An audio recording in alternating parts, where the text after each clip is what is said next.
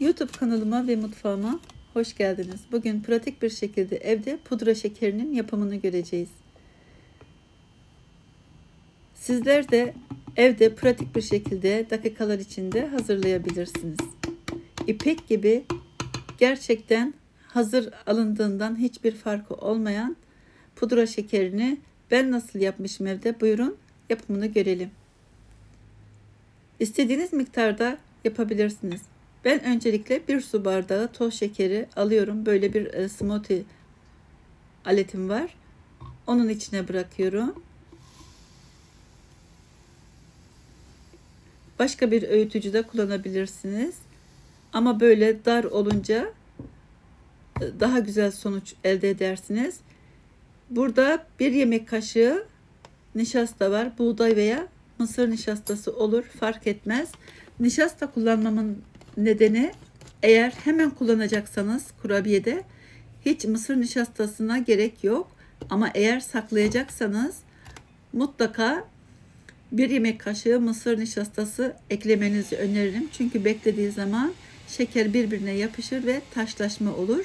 O yüzden mısır nişastası veya buğday nişastası 1 yemek kaşığı kullanırsanız birbirine yapışma olmaz. Her zaman ipek gibi güzel bir pudra şekeriniz olur elinizin altında.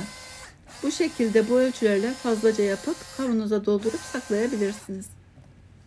Şöyle 1 dakikadan daha kısa sürede zaten hemen oluyor.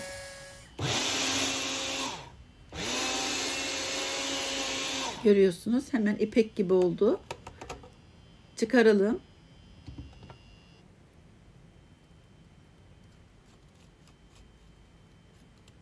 Bazen kurabiye yapmaya kalkıyoruz. Bakıyoruz ki evde pudra şekeri yok. Markete gitmek de biraz yorucu oluyor. Ama bu şekilde hemen kendiniz hazırlayabilirsiniz pudra şekerinizi. Bakınız ipek gibi. Ben 2 su bardağından yaptım. Birini hemen kullanacağım. Diğerini de saklayacağım. Lazım olduğu zaman kullanırım. Bakınız.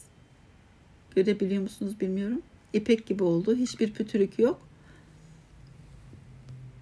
Umarım videomun sizin için bir faydası olmuştur.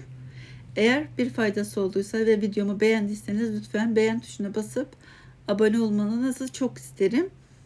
Ve yorumlarınızı da bekliyorum. İzlediğiniz için de teşekkür ederim.